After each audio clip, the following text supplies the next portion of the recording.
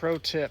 If your Razor 800 all of a sudden won't start, won't turn over, but it has power and you don't know why, a good starting point would be this brake sensor. You have to tear off the front seat and this little back panel thing.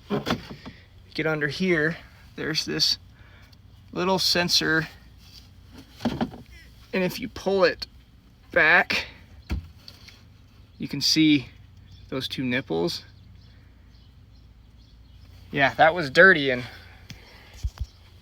mine wouldn't start, but threw some brake clean at it. Runs like a top now.